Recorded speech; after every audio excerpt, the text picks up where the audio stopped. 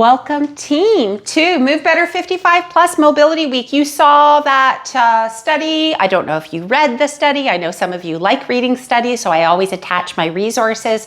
We are learning through more and more research that how we walk, which is referred to as the biomechanics of movement, right? Have you ever sat on a park bench and watch people walk by, and everybody has a unique way of moving their body. And it could be because of a lot of things. If you follow the Katie Bowman set, she believes that our walking patterns are developed by modeling the people who took care of us, right? So our parents or grandparents, whoever was your primary caregiver, our movement patterns are developed as far back as that.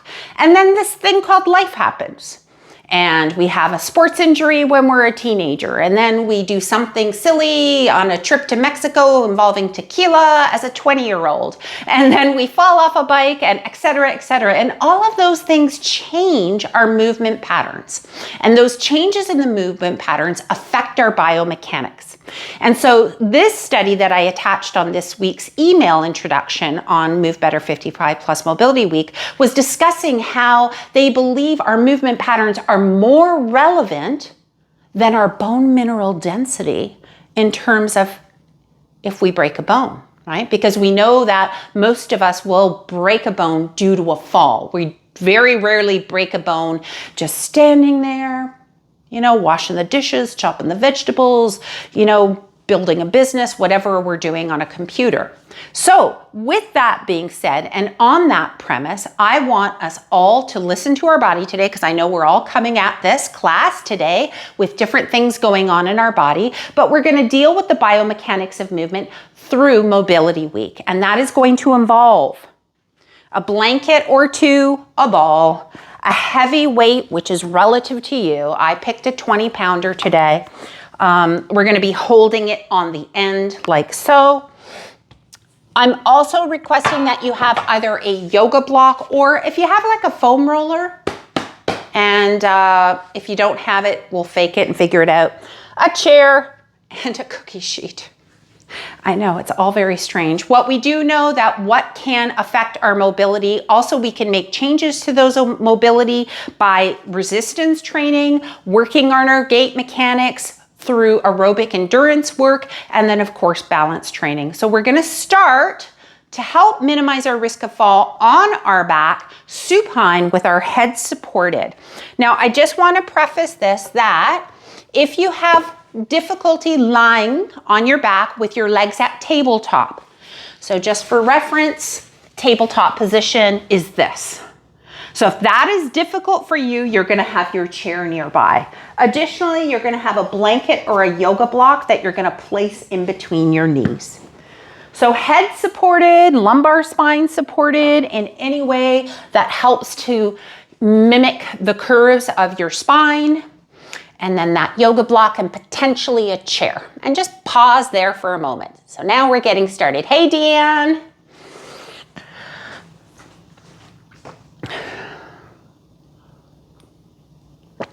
And of course, anytime you have questions, feel free to give me a holler, unmute yourself. From this angle, we're going to take the legs to tabletop. And if your heels are on the seat of a chair, that's completely fine. You're gonna still take the block in its narrowest form in between the knees. And from here, we're gonna get going. We got lots of work to do. From here, we're gonna start pulling our feet apart from each other while gently pressing our knees inwards towards a blanket or a yoga block. So we're mimicking internal rotation here, and then bring our feet back to parallel. So kick your heels out, keep your shins parallel to the floor and ceiling. And a little shake might happen here, working on that internal rotation. So just do that about maybe 5 to 8 times. Take your time with it. And if you're on a chair, you may wish to do one leg at a time. So one heel will rest on the chair, the other foot will move into internal rotation as we kick the foot outwards.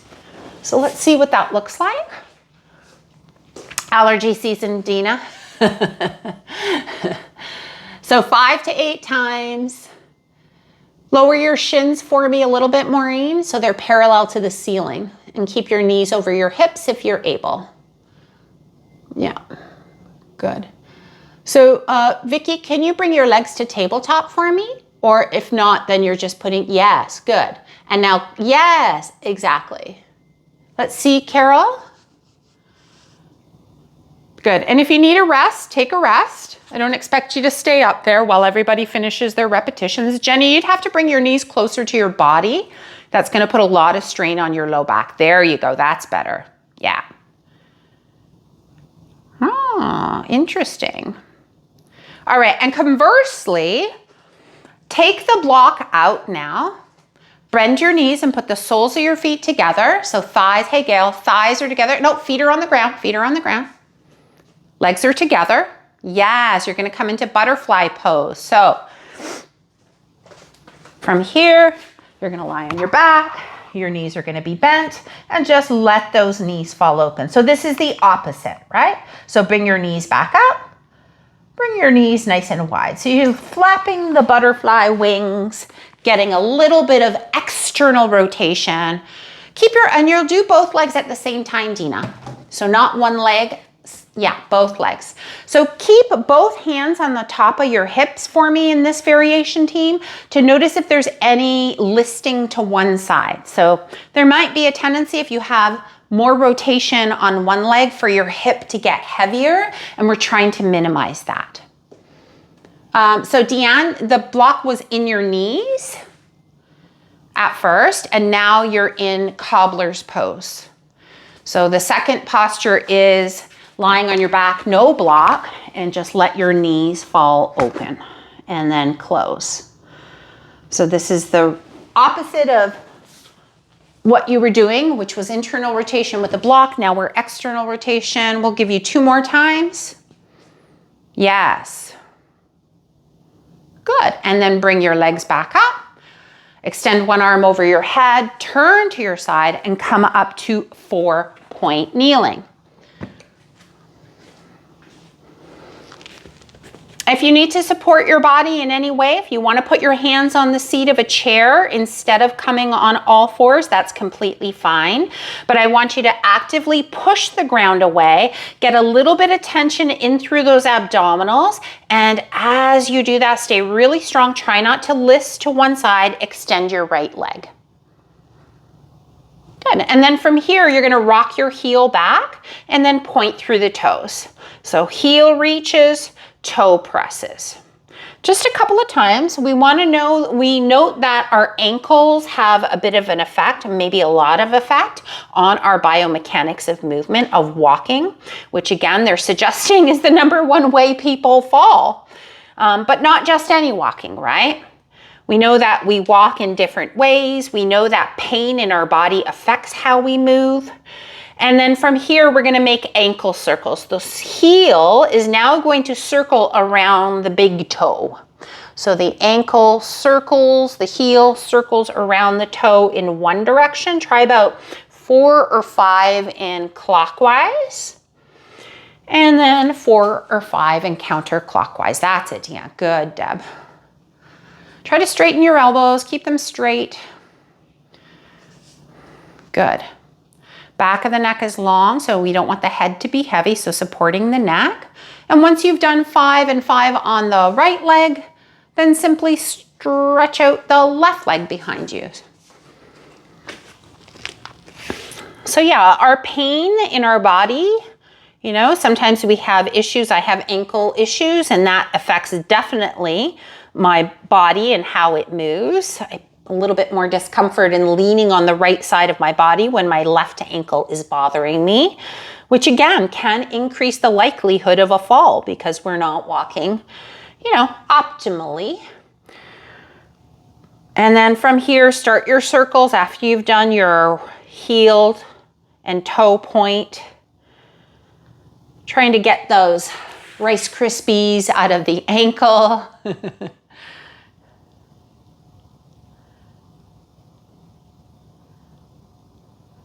Good. And once you've completed that, just rest your body in an extended child's pose. Maybe widen your knees a little bit wider apart. Flatten the top of your foot onto the mat and push your hips back as far as you comfortably can while extending your arms overhead, thinking about the spine being extra long here. I like to reach through my fingertips, like my fingers are like spiders reaching away from my armpits. Trying to get really long, a nice delicious stretch. Take a couple of breaths there.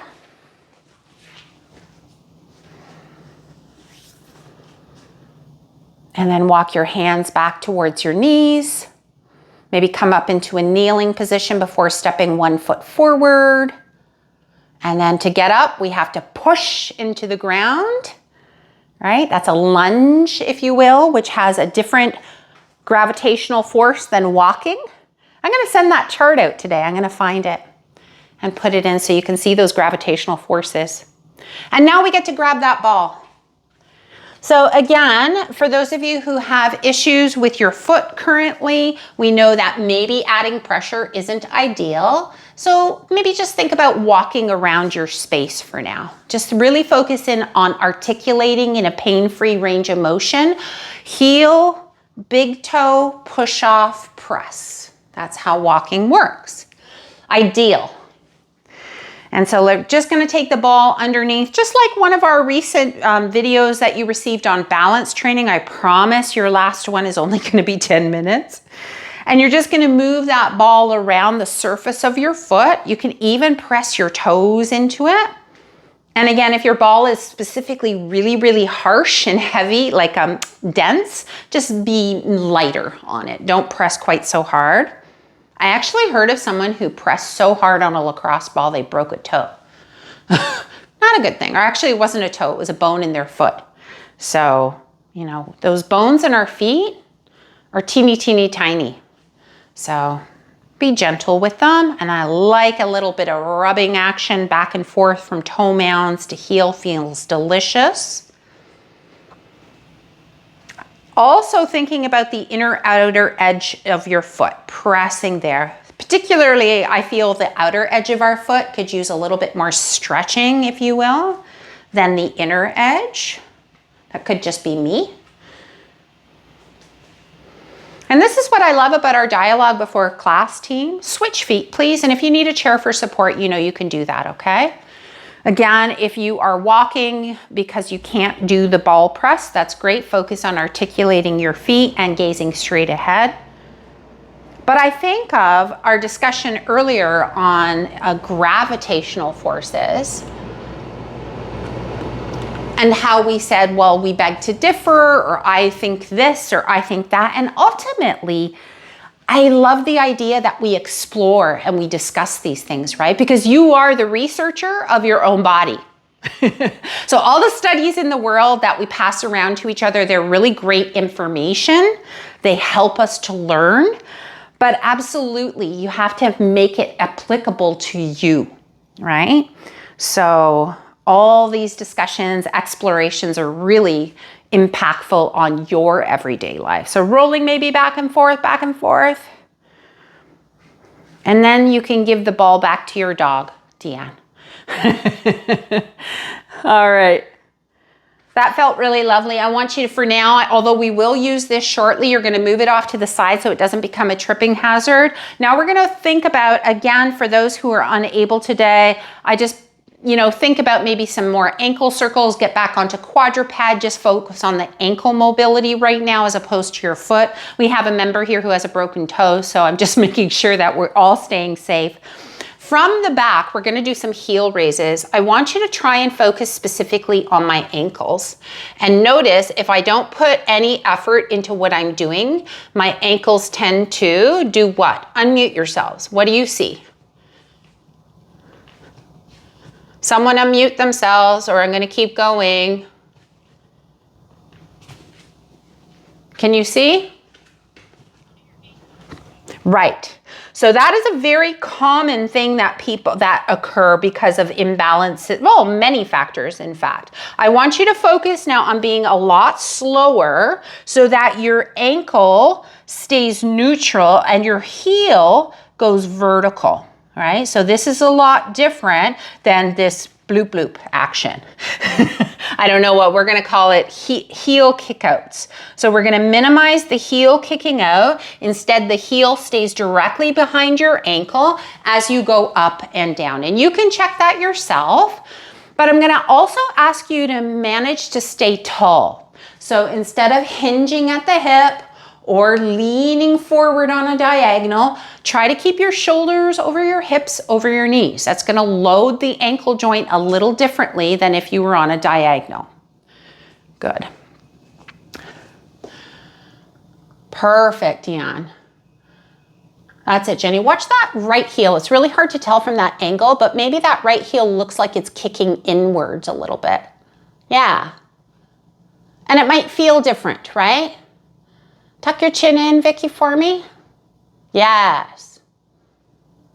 3 more times.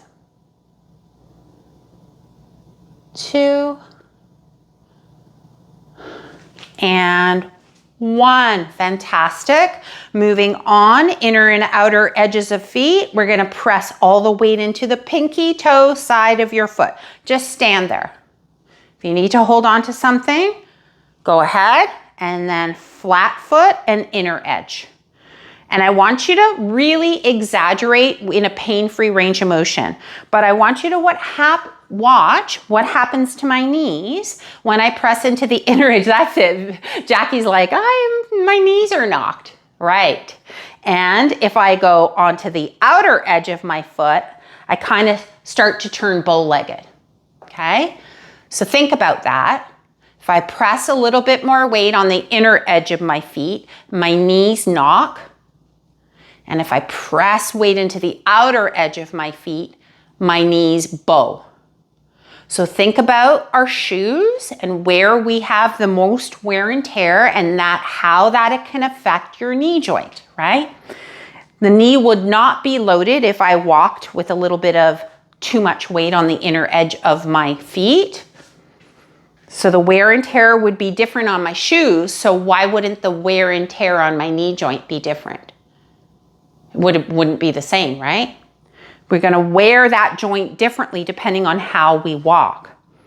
So a couple more times, outer edge, inner edge, outer edge, inner edge. Perfect. Moving on, calf stretch. All these things are gonna affect our movement mechanics. Take one foot behind the other, hold on to a counter chair or wall. Front knee is bent, back heel drags down. And then hold it for about 10 seconds, lift it up. Same thing on our heel raises. We want that heel to go directly behind the ankle, drive it down, press it down. That's it. One more time. Lift it up for me. Lower with intention. Slow and controlled. 3, 2, 1. Step the feet together. Other side. So a nice, good 2 feet apart, right? From that front heel to the back toes. You're on a train track. Whew, super tight. Lift that heel up. Slowly lengthen the muscle. Right? Drive that heel down through the center of your foot. Hinge forward a little bit for me, Dina. Yeah, good. Come up with that heel again. Lower that heel. Perfection. Come back. So the aim of this class is to give you information on mobility, right? But also to prime the body. And then of course, we're gonna load it shortly because the only way to actually make change in how our joints move is through load. Stretching feels divine, but until we put information, AKA ground reaction forces into that joint, nothing's going to make a change here. So from here, stand holding onto a wall, take the leg that's on the outside and swing it. Hand on the pelvis, just like when you were lying on your back, making sure. So can you see how my pinky finger is kind of pinching my hip, right? Because I'm trying to keep that stable, right? So swinging the leg back and forth. So instead of bending your knee, Dina, try to draw your toes upward and focus on straight leg. Ah, okay, maybe it wasn't bent, just your pant leg. Good. And so the hand underneath your hip, we're focusing on being our own teacher because I can't see little minute movements. What you should be feeling is a slight contraction in your thumb, which is pressing into your glute fiber, as you kick your heel back. 3, 2, and 1. Good. And again, and it's not everyday walking sideways, left and right. I want that standing leg to be a little bent, right, when you're doing this. It's not like every day just casual walking down the street is responsible for us falling, but in movement, we're running, we're moving over here, I'll be right there, honey. So we kind of move in different directions. So we want our joints to be able to handle those different directions. Good. Sideways. Perfect. Let's go to the other side. Hand on the hip. Give it a nice little pinch, forward and back. Stay tall. So I want you to imagine you have a nice heavy book on the top of your head so that you get that slight engagement through the midsection. Forward and back, forward and back. I love how summer is here, at least briefly. I don't know if it's gonna stay. 3, love the heat. 2, 1, switch side to side. Minimal movement here for Diana. Working on it, steady and slow, but I will get there. Woo. So the next one, 3, 2, this exercise we just did is going to help you in this following exercise. So watch first. I'm going to use a yoga block. You could also use a foam roller. In lieu of that, maybe a light book. I'm not quite sure what would, but hopefully you have a yoga block. I think it was in my wish list of things I wish you would have for this class. So my outer leg, so my hip, my right hip at the wall, or you're watching it as my left hip. My outside leg is my right leg. And I'm gonna take the block and place it on my shin below my knee. Can you see that? So I'm kind of at the wall. You might need to move your arm out of the way, give yourself a bit of a hug. And the leg closest to the wall is now going to go up and over the block. Do you see that? Up and over. And I'm going to show you from different angles, so maybe you get a different perspective. But this is working on the hip mobility, which again can affect our movement mechanics quite substantially. So I'm pressing my shin into the block, into the wall, and the wall leg, the leg that's closest to the wall, is going to navigate your foam roller or your foam yoga block or whatever you've managed to use. And if you have nothing, then you're going to just come to the wall and just lift your foot over an imaginary object. So 5 to 10 times. So keep pressing the leg on the outside into the object. Because our goal is not to have it fall, yes? And so how do you make it? So Jenny, just don't put it on your knee, put it below your knee. I don't know, it kind of looks like it's on your knee. Now, not to say you couldn't get there, but that is a more advanced one, right? Because you can see that you require more mobility in your hip to navigate a higher block position. Good, now let's switch legs. So you're gonna turn or switch walls, whatever you wanna do. And I'm gonna show you another view of Diana. So my shin is pressing into the block, and maybe you'll notice that there is a difference. So the goal is not to hike the hip to navigate the obstacle, but to keep the pressure on the block. The outer hip is working not quite as much. The hip closest to the wall is doing most of the work. That's it, Deb. So if you had a long foam roller, that's perfect what you're using, Jenny. Jenny's got like a foam roller that's longer than a block. It makes it a little less crunchy on your upper body, right? So close to the wall. Same with you, Vicky, good. So Vicky, you've got it incorrectly positioned. So the leg, your left leg should be holding it. Your inner, yeah, the out, yes, below your knee. Below your knee, yep. Now that right leg, there she goes. Yeah, fun times, huh? So working hip mobility, and I don't know about you, but the hips, knees, and ankles are some of our primary movers in walking mechanics, in walking biomechanics. And so when we have hips, knees, and ankles that move well, then the back doesn't do as much work. When we have poor mechanics of the hips, knees, and ankles, our lower back muscles tend to kick in, and you might see someone maybe walk with a little bit of a swoosh in their hips, right? Because their hips are not that strong. And then you think of the twisting action, right? We're all got our little Marilyn Monroe action going on. Marion's laughing at me. Little Marilyn Monroe walk. And we don't necessarily want that because then we're putting all the work on the spinal muscles. All right. Before we add load, we think about one of the reasons we fall is multi-directional movements, right? In that study, they talk about it.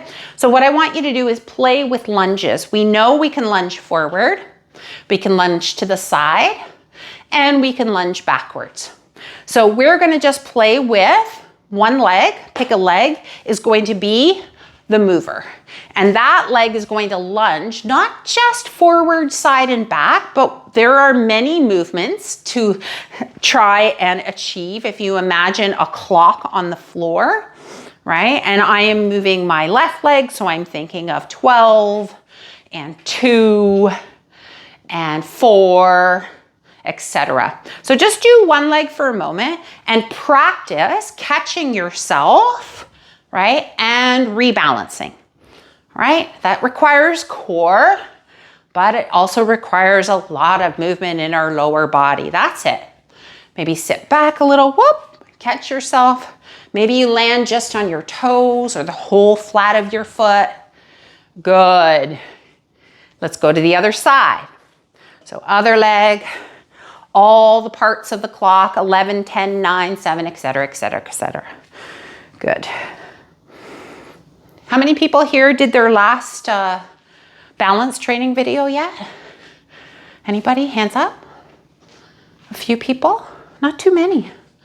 Okay. We'll see how many submissions we get at the end of the month. And you have other videos to choose from. Now you have what, 4 so far? 5 is coming up on Sunday. We'll go 3, having a little bit of fun. 2, unloaded, just using your body weight.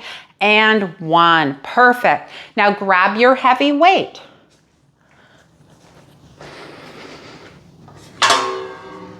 Body weight is one way to get input into the joints, which is what's going to make changes in our mobility. We're gonna hold now this weight close to our body. The first incarnation of holding the weight is just hold the ends close to your body, elbows down, chest up. Imagine your chest is meeting the bar, or the handle rather. So lift your chest to meet the bar. Yeah, and then gently squeeze your shoulders together. Shoulders together, good. Same thing, pick a leg, start doing those multi-directional movements. Start with one leg, keep your eye on the horizon. We've got a challenge now, yes? The challenge being the load. Can you still regroup and find your balance without falling? Hopefully. Yes, because definitely in everyday life, it's very rare I get to go out for a walk with nothing in my hands or in my pockets. Change legs. Side to side, over here. Get this part of the clock. Yes, just make sure you keep your chest lifting upwards into the handle, right? Shoulders are squeezing back and down slightly. And eyes on the horizon. 3, whew, I'm out of breath. 2, maybe if I stop talking. And 1, wait a second, isn't that my job? Put your weight down, grab a quick sip of water. You're gonna need a chair potentially for this next one. Oh, actually not yet. Just the wall. Cheers. Happy birthday to me. All right, so we're gonna use a wall for feedback, one heavy weight, and we're gonna try and bring our bum to the wall with our heavy weight, okay? So heavy weight, let's watch this first. One heavy weight holding the handles or the bell, the end part of your dumbbell. And I want you, without doing anything except counting your own repetitions, I want you to hinge.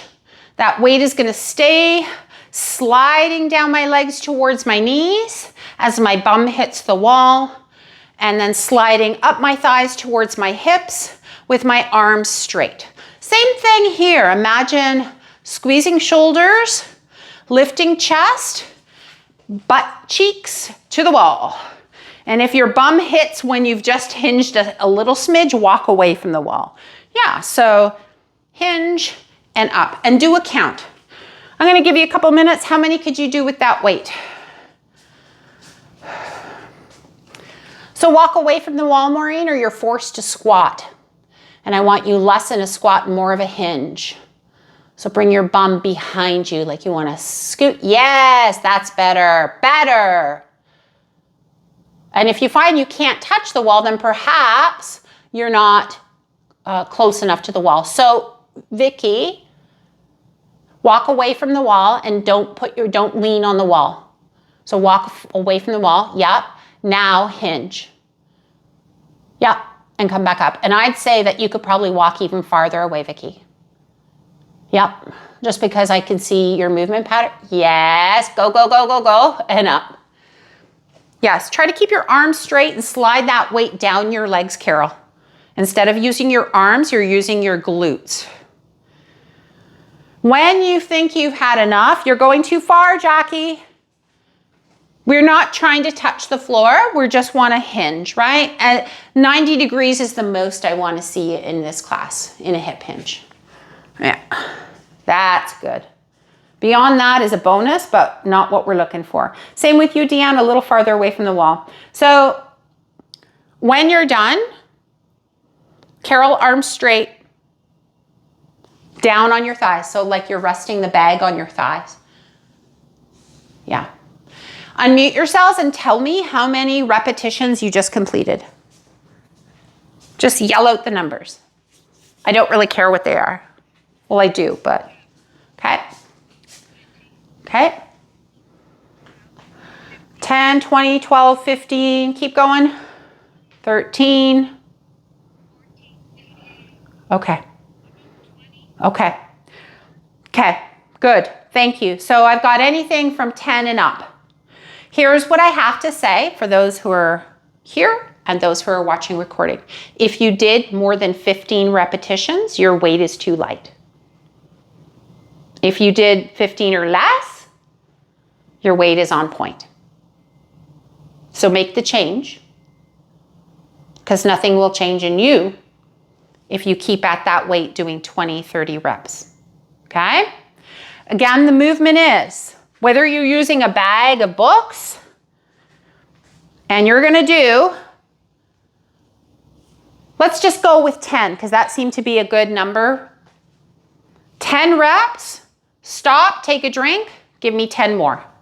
2 reps of 10, 2 sets of 10 rather. So go, so hip hinge, can you see, Carol? The weight is down my thighs, my elbows are 100% straight. Because the weight is so heavy, if I use this, then I'm doing upper back work. And although this is a full body exercise, we're focusing more so on the glutes, which are part of the hip mechanics, and go. 10 repetitions, 2 times. Use your exhale to stand back up with strength and power, because you are all powerful people. Use the exhale to stand. Yes. So when you exhale, your tummy contracts, you push into the ground, and you come to stand. That's it. Squeeze those shoulders back for me, Maureen. Thank you, Gail. Yes, so you want to resist the shoulders rolling forward, and that happens only by pinching your shoulder blades together throughout the exercise, right? Then they can't roll forward. When you're done, you're let's say 8 to 10, pause, take a sip of water, go back at it, give me one more rep. Deadlift with bum at the wall, otherwise known as a hip hinge. Getting stronger because you're using appropriate load. That's how we get stronger. You can dance, Deanne, if you want in between sets. Some calypso beats going.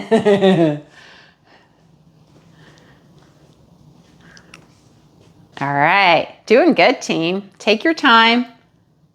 That's it, Vicky. Good. Nice, Jackie. That's how you make change in your body. 20 repetitions. I think there is a lot to be said about 20 repetitions with low load. It can, in certain populations, be of value, but I know this population, and you are very strong and active, and yeah, you're stronger than the 2 or 3 pound weight is what I'm saying. All right, and when you're done, grab some water, sit down, whatever. We have one more exercise to do. And then we're gonna have some fun playing some games. So we did a hip hinge. We all know the squat. We've done it ad nauseum, right? Would you say we've done the squat ad nauseum, a regular traditional squat? Folding like an accordion, coming back up. What I want you to do today is challenge yourself with 2 sets of 8, same weight, finding that kickstand position. So you've never done this with me before. My left toes are next to my right heel, hip width apart. That's the setup. So you got a kickstand. Now for this one, I'm gonna ask you to hold the weight in the standing leg. So your left leg is the standing leg, your kickstand is the inside leg, is your right leg, okay? And you're gonna bend the knees, push. Bend the knees, push. So focusing on the right hip, you're gonna do 8 on the left, 8 on the right. So you're still folding, you're bending your knees as deeply as you can. If you need a wall for support, I'm okay with that. So the hand that's holding the weight is the stationary leg, not the kickstand leg. So Dana, you're making it look like a hinge more, so try to get down, like get your bum back and down, like you're sitting in a chair. So it's kind of like a version of a shrimp squat. And it'll be hard. Yeah. Sit down. Yes. Stand up. Good. Yes. Now you got it. Let's see it, Deb. Yes. Good. So now we're challenging our balance. Do 8, pause, do 8 again on the same side. Down and up. If you can get your ass to the grass, get your ass to the grass. That's how we're gonna get stronger, is getting deeper, but maintaining that nice length in the spine. Good. So 8 and 8. Yes, Vicky. Nice, Gail. Well done, Maureen. I love Maureen and Jenny are both going outer arm for support, the opposite arm. I love that. That's a great way to help the stability and to create more balance because we have weight in one side. So this is balance training with hip mobility and strength included. You are welcome. Yep, take a moment, shake it out. It should be heavy. It should really require the chest to be open and those pinching shoulder blades, right? So again, the stationary leg, not the kickstand leg, is holding the weight. Stationary leg, holding the weight. 8 times on one leg, pause, 8 times again, pause, other side, repeat. When you're done, have a seat. You're going to be feeling those hips today, that's for sure. Watch that left knee, Miss Jenny. It was buckling inwards towards your right leg a little bit. Yeah, really good, really good. This is going to be your new favorite exercise.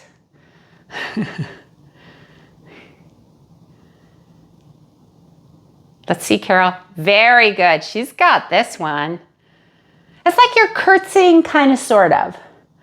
It's like the new curtsy, making it functional. Yes, Dina. Good. Pause. Remember that sip of water.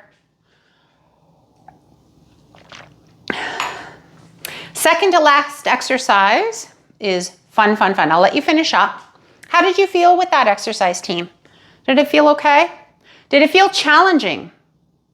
Yeah, and that was the number one thing for me, is things that are a little bit different to help challenge our hips, our single leg balance. Yeah. I think I'm finding most challenging is having the back point right next to my Yep.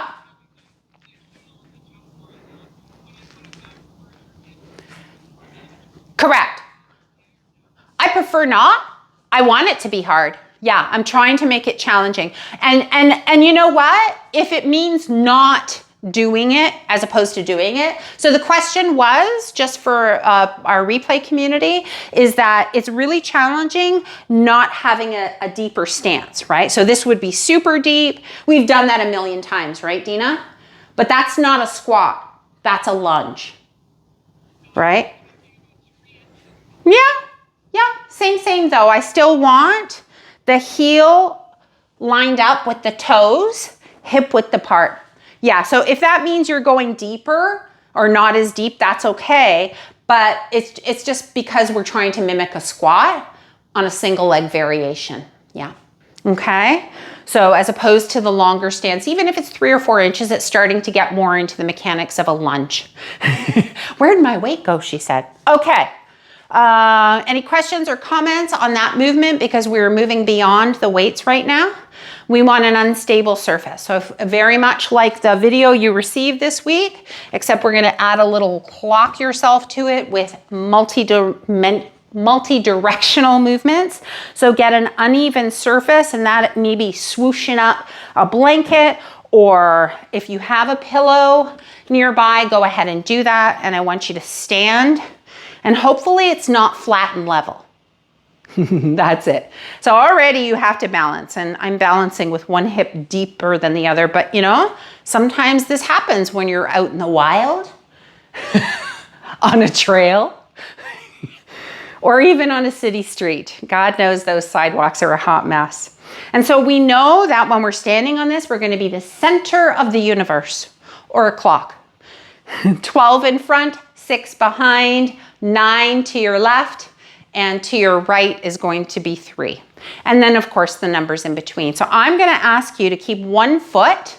I'm going to keep my left foot on here, and I want you to all tap over to 12 and then come back to center. Yep. And then tap over to 6, whoop, and come back to center. Yeah, we're not in Kansas anymore. Try not to look down. Chin up. Over to your left, come back to center. Good. And now let's go to, let's say, I hate trying to mimic your clock because I'm going in a different way. So why don't you find your 1 o'clock and come back through center. 11 o'clock, come back through center. Your 2 o'clock and center. Now let's switch legs and let's find your 12 o'clock, whoop, 6 o'clock, whoop. This is 3 o'clock for you, 2 o'clock, yeah. Let's find 7 o'clock behind us. Yeah, come back through center. Good, now from here, we're gonna go on and off with both feet. So let's go to 12, step back, woo. Good, 3, both feet, step back. Yep, 9, step back. Yep. 1, your 1, step back. Now your 10, step back. 11, step back, 4, step back, 7, step back. I'm referring to your clock, so I'm not mirroring you anymore, right? 3 o'clock, step back. Woo, slid off, slippery blanket. 9 o'clock, step back. One more time, 12 o'clock, step back. So each time you have to find your center of gravity again, aka why core work is really important. That would be next week too. So much fun. We are going to challenge our balance, putting to good work, good use, the mobility we have built, the strength we have built in our ankles, knees, and hips thus far. This is going to require a ball, a clear space, no tripping hazards, and a cookie sheet. Now you know. We are not doing that exercise, Deb, but we should again. Maybe I'll do an upper body class soon. All right. I have no cookies here, but I will put a ball. And so what we're going to do with our cookie sheet is we're going to try and get the ball, just watch first, and frame the entire outside edge of our cookie sheet. Okay? So we're just gonna try and do this. So you can do it with both feet on the ground right now. You can hold the tray with both hands. I don't care right now. So this is just like, I want you to just sense what you're going to be doing next, but not with 2 feet planted, hip width apart, all 10 toes facing forward. Why would we do that?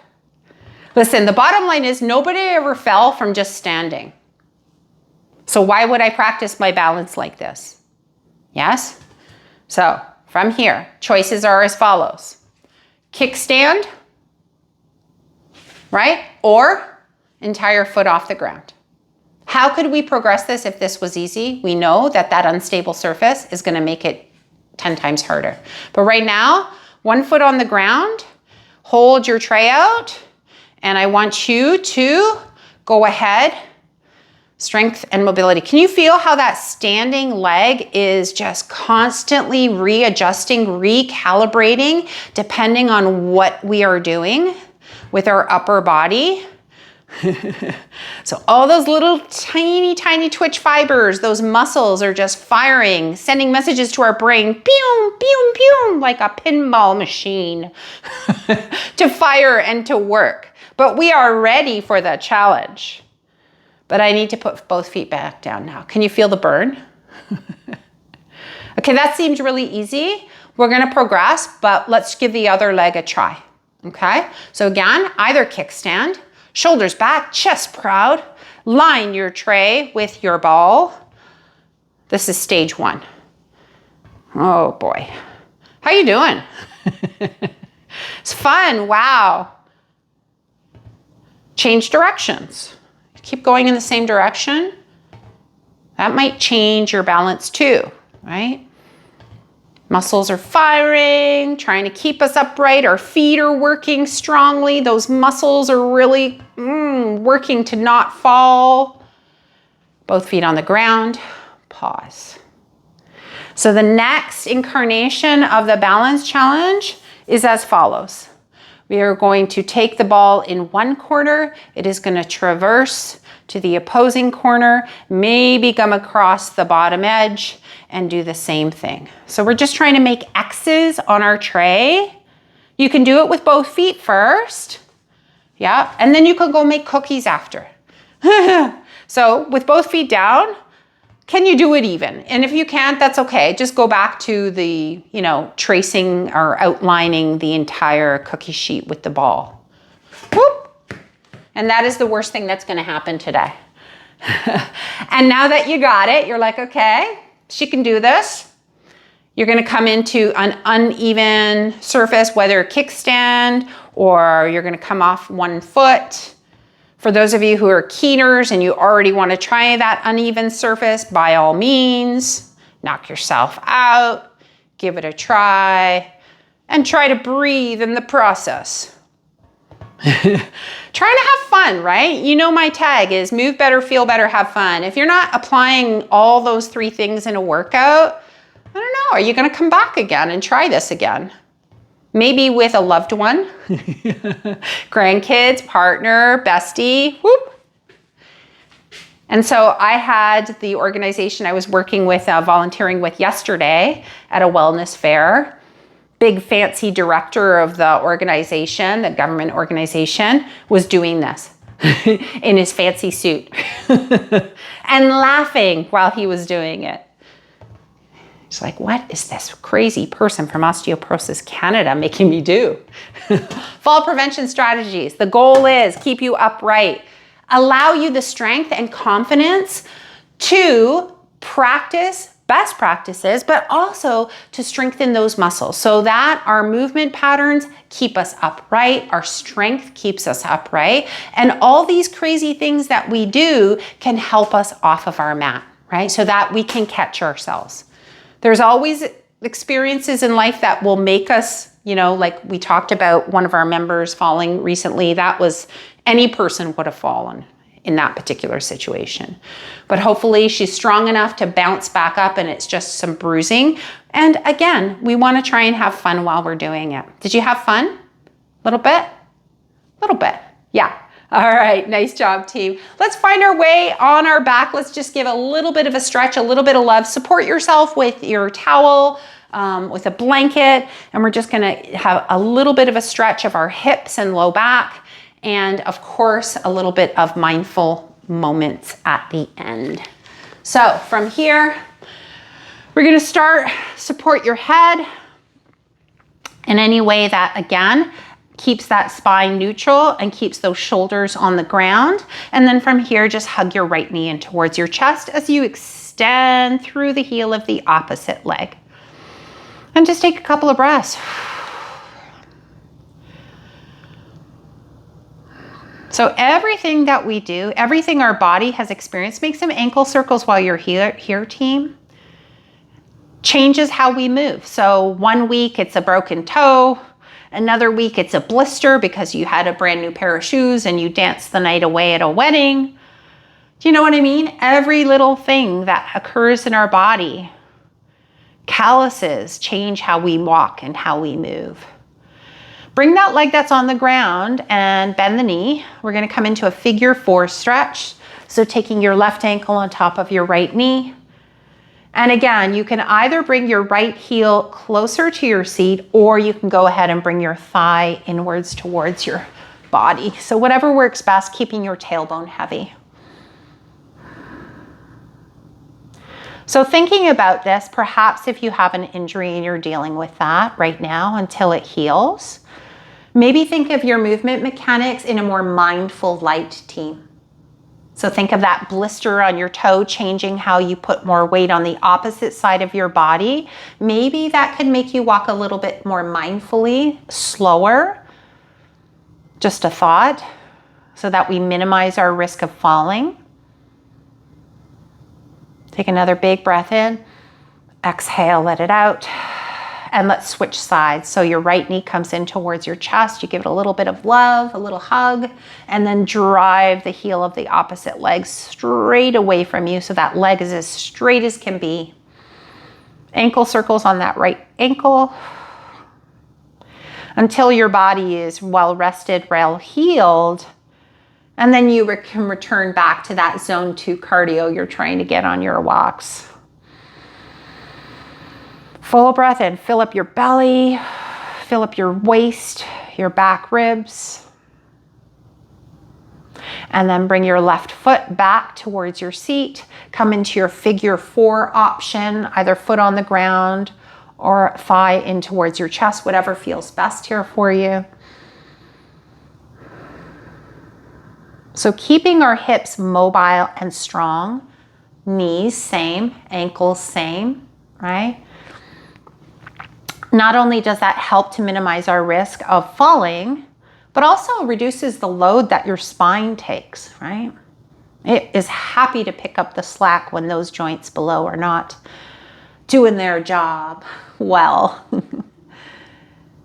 And then from here, take both knees into the palm of your hands and just circle those knees around. So right knee goes to the right, left knee goes to the left in a circle. And then change the direction of that circle. Getting curious about how we move. It's really, really a pivotal thing in our understanding our body. Hug your knees in towards your chest. And then as you exhale, come into some sort of resting position for you, whether it's legs outstretched, knees supported, or bent knees, whatever works best for you. Take a moment here. Softly close your eyes or gaze at the bridge of your nose. Curious movers are the best kind of movers, and somewhere between toddlerhood and paying taxes and working 40 hours a week, we forgot to keep that curiosity up, right? This is how we learn, and learning about your body, it's never too late. It is a gift. So take a few moments here, breathing into the gift that is you.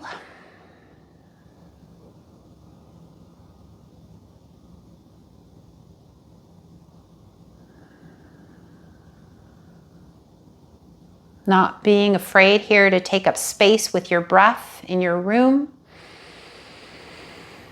As if you were expanding on all sides of you to all four walls in your room and beyond. As you inhale. And then exhale, letting it go as you soften and release.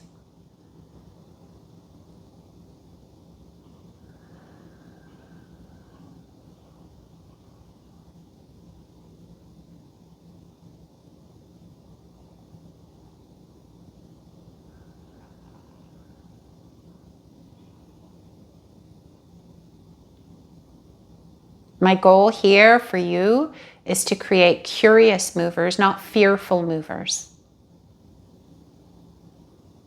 So thank you so much for being open, being curious, and courageous by moving your body in unique and novel ways. When you're ready, enjoy a beautiful stretch in any way that feels good to you. And then slowly transition to an upright position or standing position, whatever works. And thank you so much for exploring, team. For those of you who have the luxury to stay where you are because you have no children to pick up or grandchildren, enjoy. And the rest of you, I will see you next week for Strength Week. Thank you so much, team. Thank you so much, team. Thank you so much. Thank you, team.